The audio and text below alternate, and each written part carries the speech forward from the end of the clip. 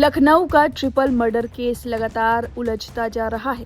एक ही परिवार के 3 लोगों की मौत, बैंक अधिकारी मानस बाजपेयी पर अपनी पत्नी दिव्या मिश्रा और बहन तुलिका की हत्या करने के बाद खुद को गोली मारने का आरोप, और अब इस पूरे मामले में दिव्या की बहन और मशहूर पत्रकार प्रज्ञा मिश्रा ने कई ऐसे सवाल उठाए हैं जो इस केस की जांच की दिशा बदल सकते हैं। अब तक जो कहानी सामने आई उसके मुताबिक मानस और दिव्या दोनों बैंक अधिकारी थे। करीब 8 साल पहले दोनों की शादी हुई थी। शुरुआत में सब ठीक रहा, लेकिन शादी के करीब 2 साल बाद मानस की बहन तुलिका की तबीयत खराब रहने लगी। माता पिता के निधन के बाद तुलिका की जिम्मेदारी मानस पर आ गई। परिवार की तरफ से कहा गया कि मानस अपनी बहन को अकेला नहीं छोड़ना चाहता था। यहीं से पति पत्नी के बीच विवाद बढ़ने की बात सामने आई। दावा किया गया कि दिव्या अलग रहना चाहती थी, जबकि मानस अपनी बहन से अलग होने को तैयार नहीं था। करीब 10 महीने पहले दिव्या मायके चली गई और बाद में तलाक की अर्जी भी दाखिल की गई। 18 अगस्त को दोनों की फैमिली कोर्ट में सुनवाई भी हुई थी। परिवार की ओर से कहा गया कि मानस शादी बचाना चाहता था, जबकि दिव्या अलग होने के फैसले पर कायम थी। यहीं से इस कहानी में एक और दावा सामने आया। दिव्या के खिलाफ यह बात प्रचारित होने लगी कि उन्होंने मानस से करीब 1.5 करोड़ रुपए की एलिमनी मांगी थी। इसी से परेशान मानस ने दिव्या की हत्या की और फिर अपनी बहन को मारा और इस पूरे हत्याकांड को अंजाम दिया। लेकिन अब दिव्या की बहन प्रज्ञा मिश्रा ने इस दावे को पूरी तरह खारिज किया है। प्रज्ञा ने अपनी बहन यानी दिव्या की तस्वीर साझा करते हुए लिखा, झूठ प्रचारित किया जा रहा है कि दिव्या ने हत्यारे मानस से 1.5 करोड़ की एलिमनी मांगी थी। एलिमनी और स्त्री धन में अंतर होता है। स्त्री धन वो होता है जो महिला को उसकी शादी से पहले, शादी के समय या शादी के बाद प्राप्त होता है, जिस पर महिला का अपना अधिकार होता है। एलिमनी कानूनी तौर पर पति पत्नी के अलग हो जाने के बाद डाइवोर्स डिक्री के बाद पार्लियामेंट एलिमनी धारा 25 के तहत मांगी जा सकती है। दिव्या का केस कोर्ट में दाखिल हुए 1 साल का भी समय नहीं हुआ है। तलाक के केस में मुकदमे को 8 चरणों से होकर गुजरना पड़ता है। नोटिस और जवाब, मध्यस्थता, काउंसलिंग, सुलह का प्रयास, दोनों पक्षों की बातों को सुनना, समझौते का अवसर, समझौते न होने पर आगे proceeding, final divorce, permanent alimony, भरण पोषण, गुजारा भत्ता। दिव्या का केस लेवल 2 या 3 यानी मध्यस्थता और काउंसलिंग तक ही पहुंचा था। काउंसलिंग में भी 6 राउंड होते हैं। दिव्या के केस में केवल 1 राउंड हुआ था, जब पति पत्नी आमने सामने बैठते हैं और कोर्ट ये देखता है कि जोड़ा साथ रह सकता है या नहीं। तो परमानेंट एलिमनी या जिसे एलिमनी कहा जा रहा है, वो केवल एक दुष्प्रचार है।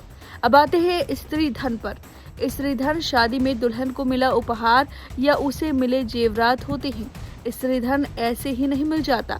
कोर्ट में उसके फोटो सबूत लगाने पड़ते हैं। साबित करना पड़ता है कि अमुक वस्तु स्त्री की है। शादी की फोटो में जो स्त्री धन दिखता है, जज उसे ही कंसिडर करते हैं, या फिर अगर कोई बिल मौजूद हो तो उसे कंसिडर किया जाता है। दिव्या ने बिल लगाए थे, फोटो लगाए थे। मुझे इस बात की जानकारी नहीं है कि कितनी राशि की स्त्रीधन की मांग की गई है।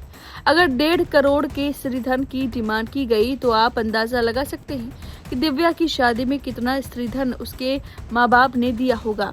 स्त्री से वैवाहिक संबंध विच्छेद की स्थिति में कोई पुरुष स्त्री धन का भोग नहीं कर सकता। अगर पत्नी आर्थिक तौर पर सक्षम है तो इस स्थिति में पत्नी को एलिमनी यानी गुजारा भत्ता मांगने का अधिकार नहीं है। कोई मांगता भी है तो मिलता नहीं है। दुनिया जानती है कि दिव्या हत्यारे मानस से ज्यादा ऊंचे ओहदे पर थी, आर्थिक तौर पर उससे ज्यादा मजबूत थी।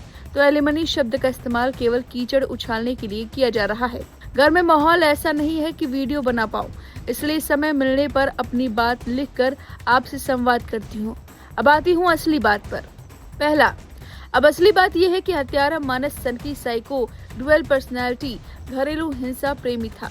असली बात यह है कि जिस व्यक्ति के घर पर एक बांस की मजबूत लाठी भी नहीं थी, उसके घर पर 2 पिस्टल और एक देसी तमंचा कहां से आया? कौन उसे इस हत्याकांड के लिए मोटिवेट कर रहा था? वो बाजार से पकाने के लिए एक बार में सारी जरूरी सब्जियां नहीं ला सकता था। उसे रेयर पिस्टल कैसे मिले? कौन से हथियार किसकी हत्या में इस्तेमाल हुए? किसने उसे इस जघन्य अपराध के लिए तैयार किया? कौन था हत्यारा मानस का कोच? व्यक्ति इतना ट्रिगर तभी हो सकता है जब उसे कोई रोज भड़काए। डिवोर्स केस तो लंबे समय से चल रहा था। अंतिम स्टेटस में हत्यारे ने चीट शब्द लिखा। अगर मानस को मालूम था कि दिव्या उससे चीट कर रही है तो तलाक के केस में उसे अपनी पत्नी को चरित्रहीन साबित करके अपर हैंड मिल जाता। क्या चीट शब्द पुलिस को भटकाने के लिए लिखा गया? क्या हत्यारे मानस की मानसिक स्थिति का किसी ने इस्तेमाल किया है? क्या किसी की नजर मानस के घर में मौजूद कथित 1.5 करोड़ के स्त्री धन पर थी? मानस साइको था, घरेलू हिंसा का आदी था, लेकिन समाज में सभ्यता दर्शाता था। वो चींटी नहीं मार सकता था।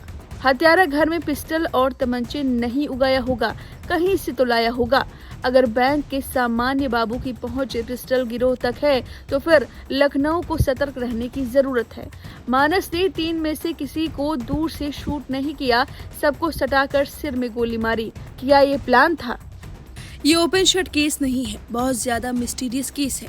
बैंक और घर की दूरी 10-15 मिनट की थी। दिव्या की हत्या के बाद 35-45 मिनट मानस कहाँ था? क्या मानस के फोन में स्टेटस किसी और ने अपडेट किया? क्योंकि मानस इंग्लिश में लिखता था, स्टेटस अपडेट इंग्लिश में हुआ था। क्या हत्याकांड और घर के रास्ते के बीच हत्यारा मानस कहीं और भी रुका था? अगर रुका था तो किसके पास, और क्या अपने कोच के पास? क्या मानस के घर के अंदर कोई तीसरा भी मौजूद था जिसने मानस और उसकी बहन को मारा? क्या मानस के घर के अंदर घुसने और निकलने का कोई और रास्ता भी था? पुलिस को इस पहलू पर जांच करनी चाहिए, और अगर इन सभी सवालों के जवाब नहीं मिलते हैं तो पिस्टल कहां से नहीं मालूम चलता तो केस किसी और एजेंसी को दिया जाना चाहिए। सच्चाई का बाहर आना बेहद जरूरी है। ये ओपन एंड शट केस नहीं है। मेरी बहन और उस मानसिक बीमार लड़की शीबा को न्याय मिलना चाहिए। लखनऊ में 3 हथियारों के साथ बैंक कर्मचारी मर्डर प्लान कर रहा है और असलहे ला रहा है। ऐसी पुलिसिंग से तो बेहतर माफिया काल था। कम से कम लोगों को मालूम होता था कि किससे सावधान रहना है। तो इस तरीके से प्रज्ञा मिश्रा ने करीब 25 सवाल दागे हैं और उन्होंने पूछा है कि आखिर ये पिस्टल आई कहां से और ये पूरी प्लानिंग किसने की, किसके कहने पर मानस ने इस हत्याकांड को अंजाम दिया, मास्टरमाइंड आखिर कौन है, और एलिमनी वाले दावे पर भी उन्होंने ये बड़ी बात बताई है। अब इस पूरे दावे पर, सवालों पर आपकी जो भी राय है, कमेंट करके अपनी राय जरूर दें। ऐसी तमाम खबरों को पढ़ने के लिए डाउनलोड करें लाइव हिंदुस्तान ऐप।